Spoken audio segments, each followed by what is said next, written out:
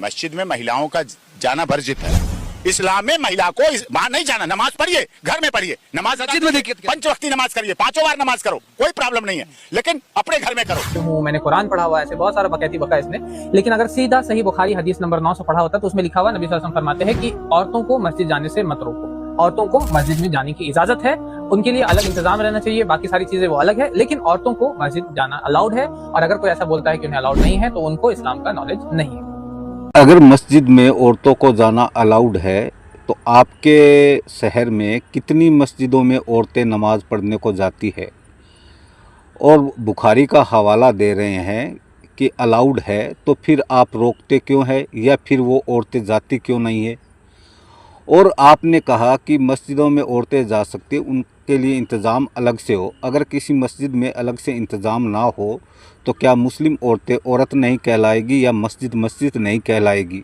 वजह कुछ भी हो, औरतें नहीं जाती है। मेरे गांव में 4 मस्जिदें हैं, 3 फिरकों की, एक वहाबी, 2 देवबंदियों की और एक बरेलियों की मस्जिद है।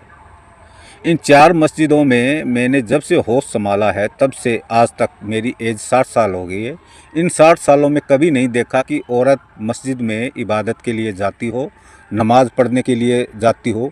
यहाँ तक कि किसी भी नीयत से कभी भी मैंने औरत को मस्जिद के अंदर नहीं देखा।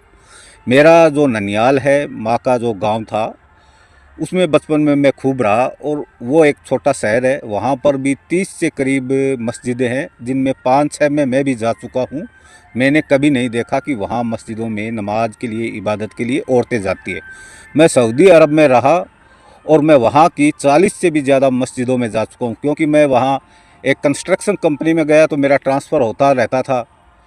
तो कई जगह ट्रांसफ़र हुआ, कई शहर गए, कई शहरों में मैंने अलग अलग मस्जिदों में जुम्मे की नमाज के लिए जाता था। तो मैंने कभी भी नहीं देखा कि कोई औरत मस्जिद में नमाज पढ़ने को आती है। सिर्फ मस्जिद अल हरम में मैंने देखा, वहाँ औरतें नमाज पढ़ती है मर्दों के साथ।